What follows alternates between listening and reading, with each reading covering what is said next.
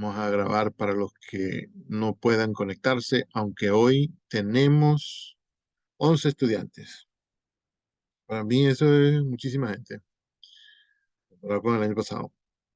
Entonces hoy es 14 de febrero, feliz Día de los Enamorados. Em, Faltan 10 para las 11. Y vamos a comenzar con el tema de la argumentación en lengua española 1 del año 2023, aunque formalmente se llama 2021 2. 2021 2. Bueno, si no es, no importa. Ya se verá con otros videos. A ver, chicos, ¿qué tienen por ahí?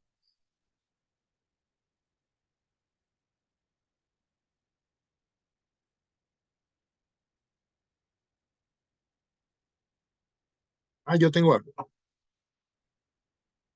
Alguien escribió en el foro, creo que fue González, em, escribió algo que implicaba que en el video o en alguna otra parte, en algún material o no sé qué, se les había dicho que sus opiniones no contaban en la argumentación. Y es una idea que he oído varias veces en los últimos años, sobre todo en la época pandémica, la época online. Eh, y entonces ahora que leí eso en el foro, no sé, ayer, anteayer, me dije, caramba, les van a seguir diciendo eso a los estudiantes. Gracias a Dios, González no se lo tomó como que anula totalmente tus opiniones, sino que sabiamente se dijo, eh, no cuentan mis opiniones si no tienen fundamento. Muy bien. Esa interpretación es muy buena. No es la única posible, pero es muy buena. Eh, También dijo, ahora digo entre paréntesis, ¿no? También dijo que no se lo estaba tomando como una falta de respeto, pero sino que había que entender que si no tienen fundamento, entonces ¿qué va a hacer uno dando sus opiniones? Tiene razón. Pues a mí sí me parece una falta de respeto, por lo menos pequeña, ¿no? Y además de que me parece bastante irrespetuoso decirle eso a los estudiantes, a cualquier persona, ¿cómo va a ser que no tenga importancia las opiniones de la gente? ¿Para qué lo dirá la Constitución si no es así? Eh, Además de que me parece bastante irrespetuoso decirle eso a cualquier persona, es falso. Precisamente, ¿cómo se va a meter uno en el pleito de ponerse a argumentar algo? ¿Cómo se va a poner uno en la tarea dificilísima de buscar argumentos para convencer a otro si uno no tiene una opinión al respecto? O sea, yo estoy en contra del gobierno. ¿Por qué será? Estoy en contra del gobierno debe ser porque opino algo. Opino que el gobierno lo está haciendo mal. Bueno, también podría opinar que lo está haciendo bien, ¿no? Y en ese caso tengo que hacer exactamente lo mismo. Buscar los argumentos, buscar los hechos, buscar los ejemplos, buscar las afirmaciones de otra gente que dice lo mismo y que lo demuestra. Eso, buscar la forma de demostrar que es verdad la opinión que dice el gobierno está actuando mal o bien, ¿no? Cualquiera de los dos. Si yo no tengo una opinión, si no tengo un pensamiento que se me ocurrió a mí y que seguramente está basado en cosas que he visto, que seguramente está basado en hechos, si no tengo una opinión, ¿cómo voy yo a querer decir nada sobre eso? Es precisamente de la opinión, de la visión. A mí no me gusta llamar esto opinión, ¿eh? Yo creo que eso no lo deberíamos llamar opinión. Eh, pero como aparece la palabra opinión en clase, los estudiantes la mencionan, eh, es la palabra que parece más sencilla para los estudiantes cuando se trata de estos asuntos. Entonces yo tengo que hablar de él. Y como además también hay profesores que mencionan la opinión para quitarla, para eliminarla, para desprestigiarla, tengo que hablar de eso. Pero a mí me parece que uno no debería decir la palabra opinión. Bueno, no, perdón, no es que no debería decirla, es que el asunto no es tan sencillo como una opinión. ¿Quién sabe? Quizás sea eso lo que están pensando algunos profesores cuando dicen, no, la opinión de ustedes no cuenta en esto. Es que me parece terrible decir eso. Quizás sea eso lo que están pensando, que lo que hay que argumentar va más allá de una simple opinión. Porque uno dice, bueno, a mí no me gusta la cebolla. Bueno, eso puede considerarse una opinión. Yo estoy en contra del uso de la cebolla en la cocina. Yo, ah, era un ejemplo, pero coincide con coincide con mi realidad. Yo he dicho aquí en la mesa de mi casa mientras comemos, ¿no? Es que a mí no me parece que eso sea alimento para seres humanos. No, señor. El primero que comió una cebolla tenía que pasar de largo. Por mucha hambre que tuviera, además, hay que cavar para encontrar una cebolla. Una cebolla es una raíz. ¿No? Bien, ya estoy argumentando, ¿eh?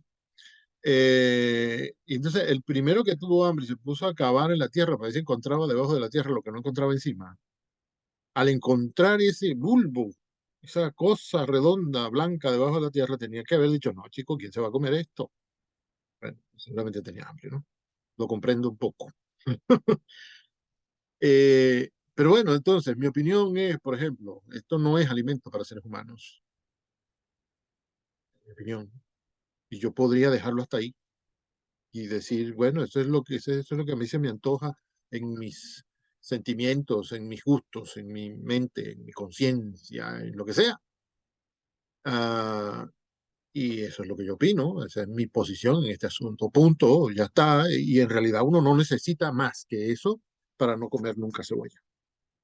A mí no me gusta Mérida, pues yo no voy nunca a Mérida y puedo vivir eternamente con eso y ya está. Esa es una simple opinión. No sé si el asunto de Mérida sea una opinión, pero no importa. Estamos haciendo unos ejemplos sencillos.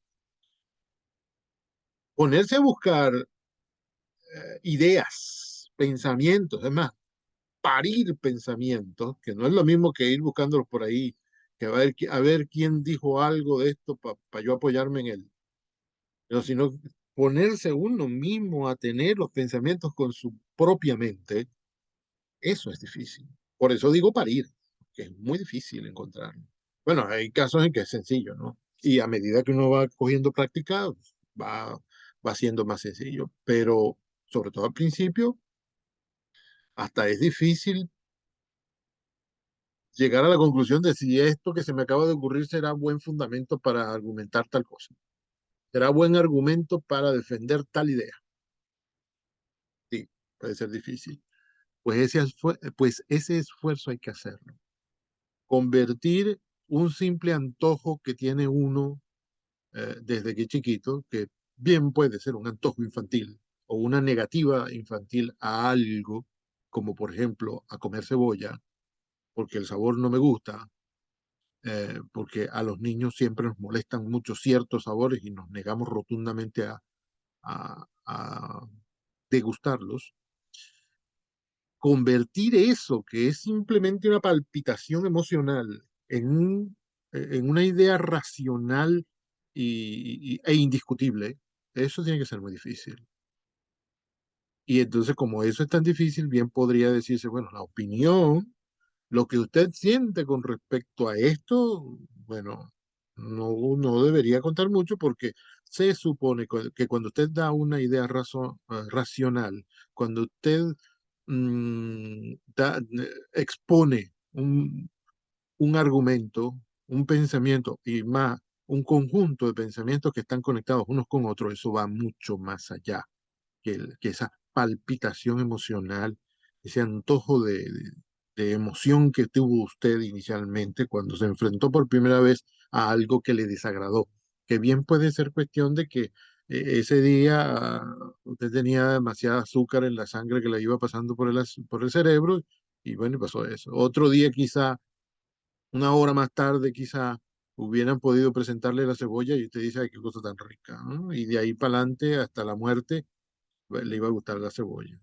Pero le presentaron la cebolla en un momento en que la sangre iba circulando muy rápido, un momento en que tenía muchas horas que no hacía pipí, o, o cualquiera de esas cosas que alteran de alguna manera y sin que uno se dé cuenta, inmediatamente así, de un segundo para otro, que alteran los equilibrios mentales y emocionales de la gente. Estaba pasando cualquier cosa de esa y bueno, el resultado fue que usted dijo, no, no quiero eso, no me gusta, y se quedó eternamente con esa opinión. Pues si las opiniones no cuentan es porque esos pensamientos que son más bien como aberraciones de la mente, hay que convertirlas en ideas claras y aceptables para los demás, porque si no son aceptables, no convencen. Eh, si hay que aceptar eso que dice mucha gente, de que las opiniones de uno no cuentan en la argumentación, será por eso, porque hay que convertirlas en piedras sólidas, que usted le lance a la frente a su interlocutor, como la piedra aquella que le lanzó David a Goliat, y con una sola lo mató. Y Goliat pesaba como 5 veces lo que pesaba David, que era un niño. Se supone que era un gigante el Goliat. Le lanzó una sola piedra y lo mató. Bueno, así tiene que trabajar usted para convertir cualquier idea que lance en una cosa sólida, contundente, que tumbe a cualquiera que venga con una opinión contraria o un argumento contrario o un pensamiento contrario, con lo que sea contrario. Pero lo que a uno se le ocurre con respecto a una cosa tiene que ser contundente, que sea capaz de tumbar a un gigante. Pero, punto y aparte, pero no me parece bien, a mí no me parece razonable que se les diga a los estudiantes que sus opiniones no cuentan. Es precisamente comenzando por la opinión que uno tiene de un asunto, que uno empieza a reflexionar, a buscar dentro de sí pensamientos que puedan convencer a los demás de que esa idea que a uno se le ocurrió es cierta, o es útil, o es buena, o es bella, o es sólida, o tiene sentido y sirve para alguna cosa. Eh, es precisamente por la opinión por donde comienza uno.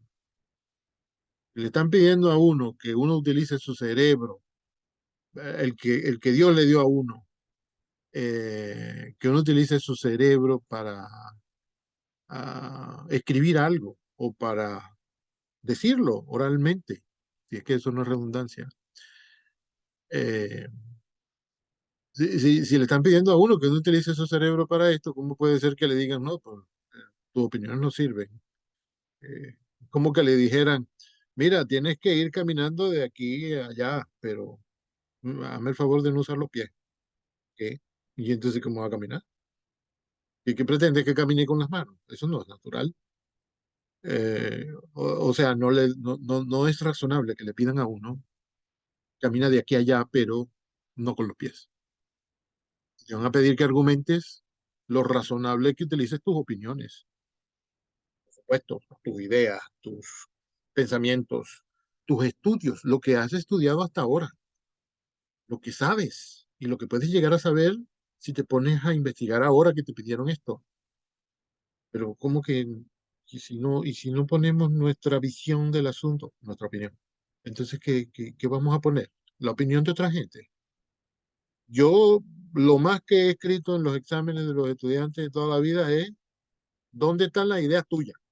Porque esto lo sacaste de tal lugar, esto es lo que piensa fulano.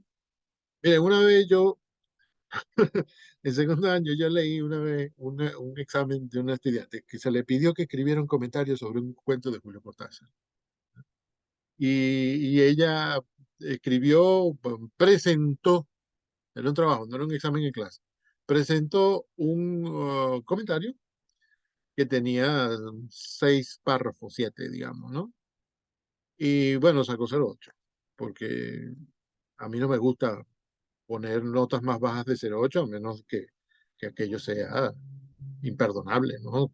Un texto que no tiene ni nada bueno, a lo mejor le pongo menos de 8, pero a mí me parece que 8 para una evaluación que está reprobada está bien.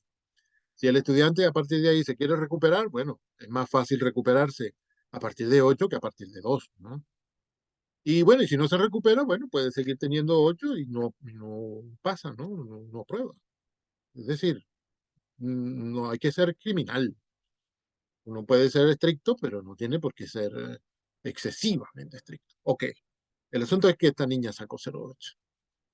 Y entonces después cuando yo repartí todos los exámenes, las correcciones, viene y me dice, mire, profe, pero fulanita escribió menos que yo y sacó 16, 17, no sé.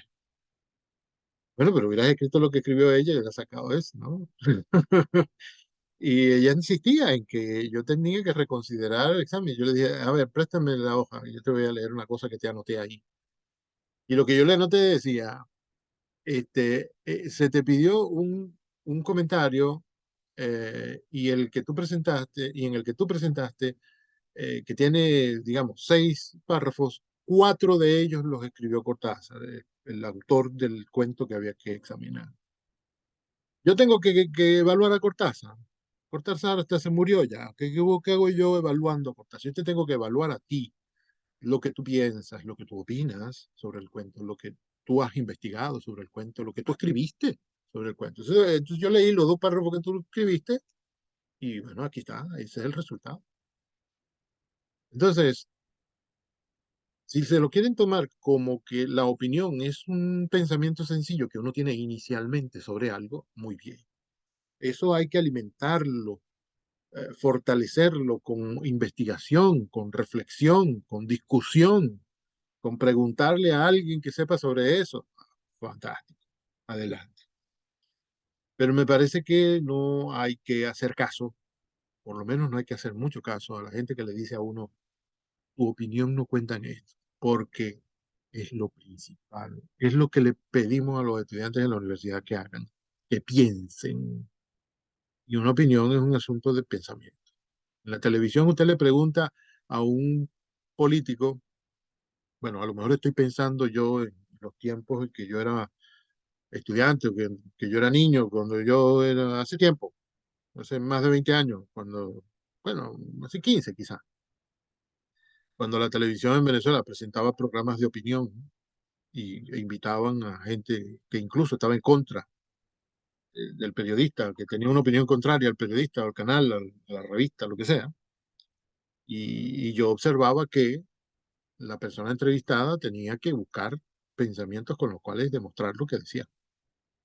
Va a decir, si usted invita a un político a un programa de opinión, él le va a dar su opinión y va a decir, yo creo que esto es así porque, y dirá, en primer lugar, tal cosa. En segundo lugar, tal otra. En tercer lugar. Y además, por si eso fuera poco, también está el hecho de que, y bueno, para mucha gente eso será suficiente, bastante en realidad, para quedar convencido de lo que este señor ha dicho. Al día siguiente invitan al representante del partido contrario y el tipo dice lo contrario y se esfuerza por mostrar los pensamientos que demuestran su pensamiento contrario.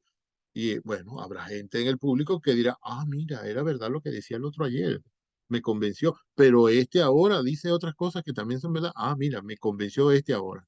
Ahora voy a votar por este. Miren, lo de las elecciones es un caso magnífico para estudiar la argumentación, porque los políticos tienen que buscar argumentos por todos lados para convencer a la gente de que no vote por el otro, sino por él.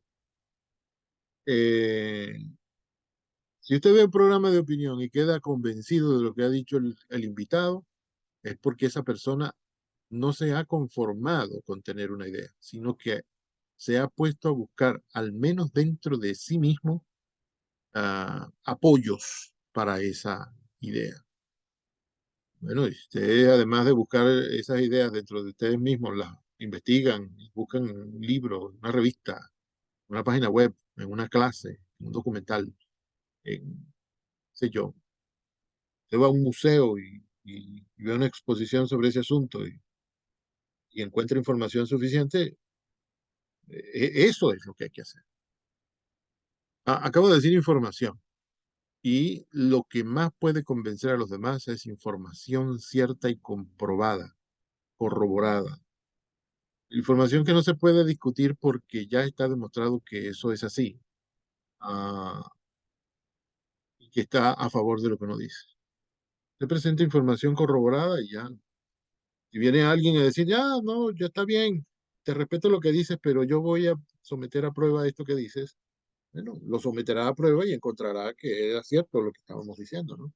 Pero si uno se inventa la información, que no es lo mismo que buscar los pensamientos para apoyar una opinión. Si uno se inventa la información, si uno se inventa que la inflación el año pasado fue de 15% y resulta que no era de 15, sino de 1,5, o no era de 15, sino de 30, entonces una vez que ese dato sea verificado, uno quedará en ridículo. Pero si uno presenta la información cierta y comprobada, quien quiera que lo vaya a corroborar, encontrará que era cierto lo que uno dice y entonces dirá, ah, caramba, fulano tenía razón. Y ya no los atormento más con esto porque ya hice una cadena.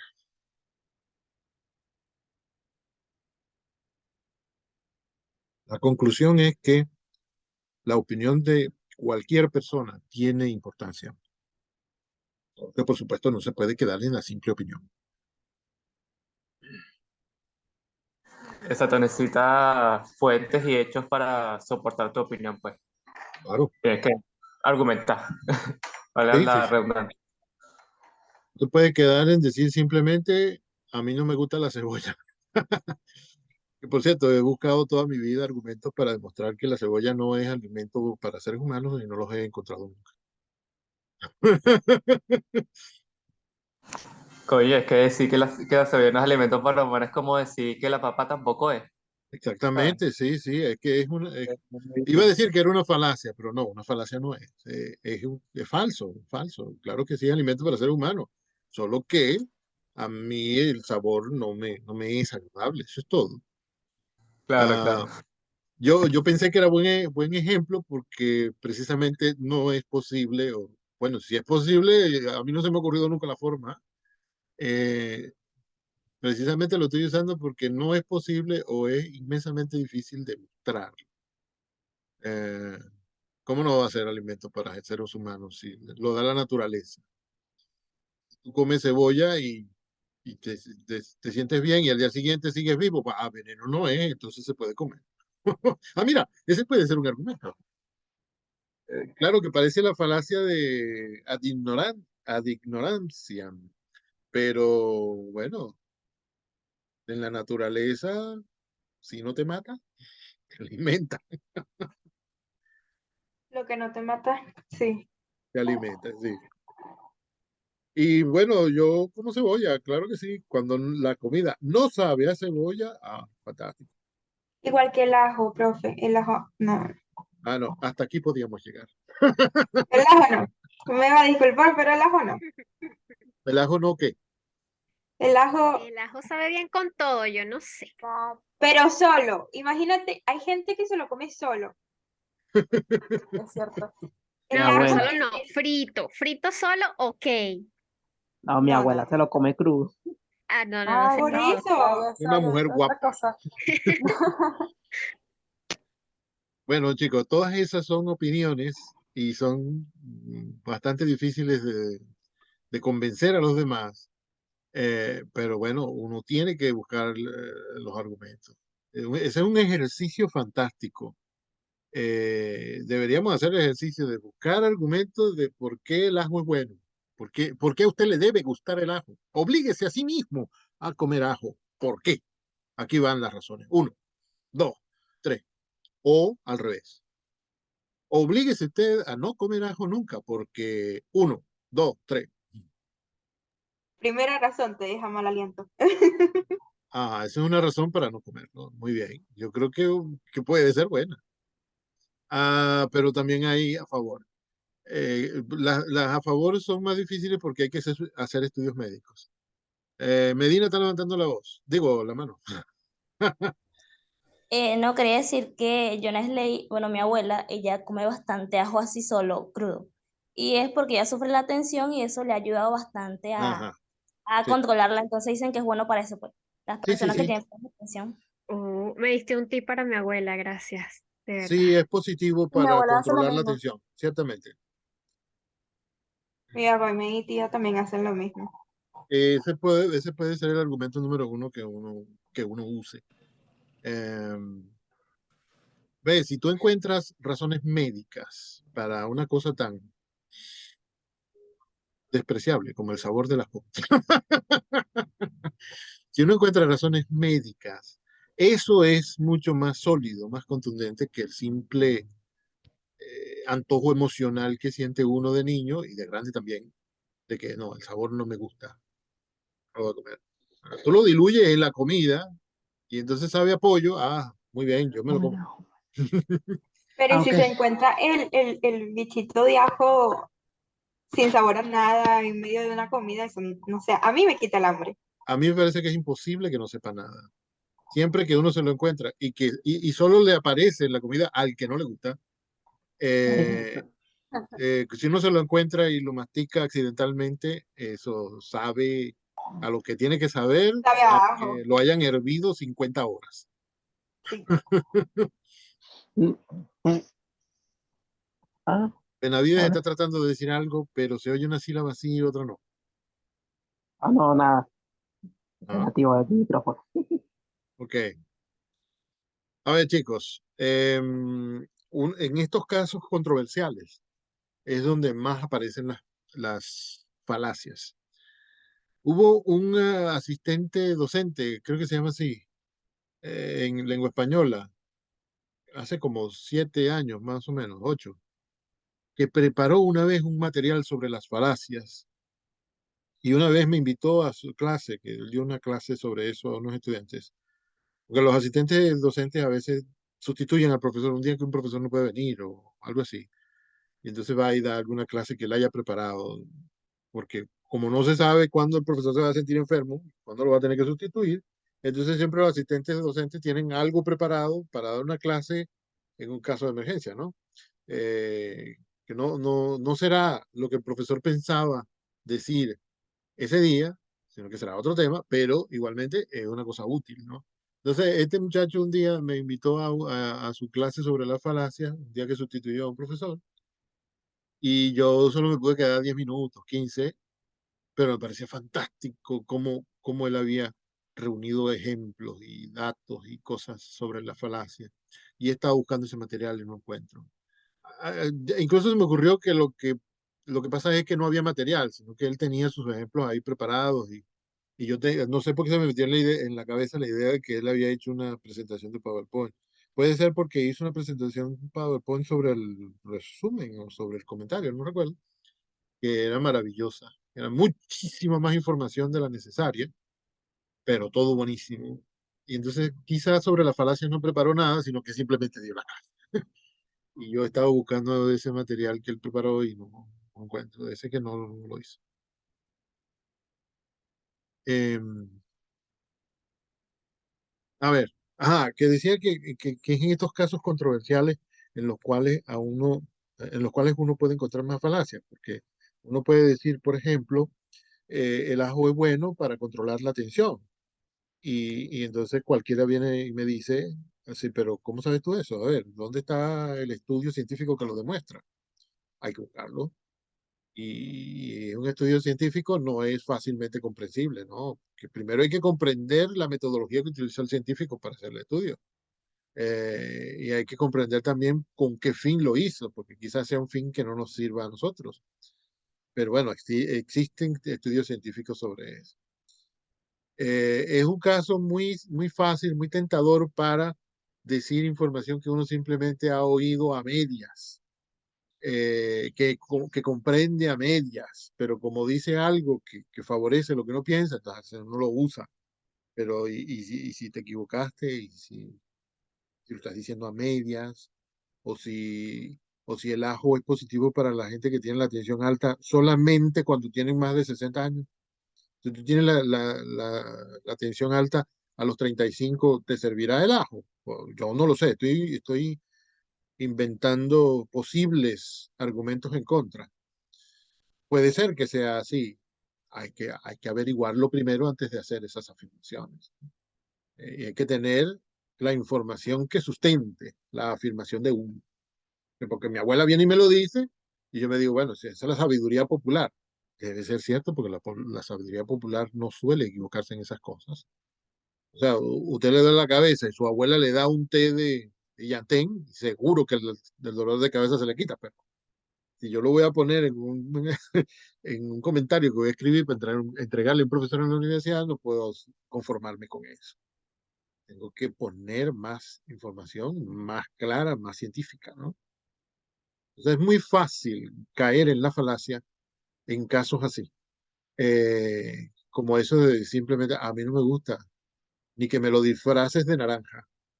La cebolla no me gusta, ni que me la dejes en el carnaval, etcétera, ¿no? Entonces hay que cuidarse de caer en esa tentación y hay que cuidarse de cuando los demás han caído en la tentación y quieren venir a engañarlo a uno con eso. Hay que estar despierto en los dos sentidos, para no cometer el error y para no dejar que aquellos que han cometido ese error nos engañen.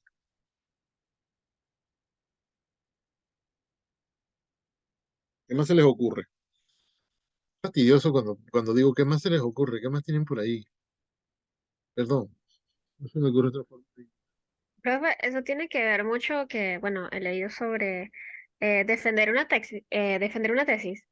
Sí, sí, sí, es lo mismo, porque Mm, el argumento tiene que tener una tesis. mm, Eh, bueno, el argumento en general, por lo menos ese tipo de argumento que se llama silogismo, tiene premisas, que generalmente son dos, pero pueden ser más. eh, Premisas, y de ahí de esa premisa tiene que salir una conclusión, y la conclusión la puede llamar tesis. Eh, la tesis es la idea principal, la idea general, la idea importante que uno tiene que lo hace pensar tal cosa o actuar de tal manera, ¿no? De ser de tal partido, de tal religión, de tal grupo, de tal organización, ¿no? Eh, la tesis es una idea, ¿no? Que abarca otras ideas. Por ejemplo, el socialismo, podríamos decir, que la idea podría ser, las riquezas de una sociedad deben ser repartidas equitativamente entre todos los miembros de esa sociedad, todos los pobladores de un país, ¿no? Esa puede ser la tesis que uno defiende. Eso generalmente se llama socialismo. No es así tan sencillo, pero esa es la idea más o menos central del socialismo. Bueno, uno tiene que buscar ideas para sustentar esa tesis, esa idea, ese pensamiento, o esa premisa, o esa conclusión, lo puede llamar como deseen. Eh, por esa razón, la tesis que uno escribe al final de su carrera universitaria se llama tesis, porque tú has llegado a una conclusión con respecto a algún hecho de los que has estudiado. Y entonces, bueno, la tienes que defender, tienes que investigar para escribir una cosa que demuestre que era cierto lo que se te ocurrió a ti con respecto a eso. Quizá en el camino te des cuenta de que no era cierto precisamente por la información cierta que encuentras. Entonces cambias de tesis, ¿no? Si te das cuenta de que no era verdad, cambias de tesis. Porque si no te das cuenta tú, en la defensa los profesores te van a demostrar que no es así. Entonces va a acabar en un minuto o menos. Volvemos, nos desconectamos ya y volvemos.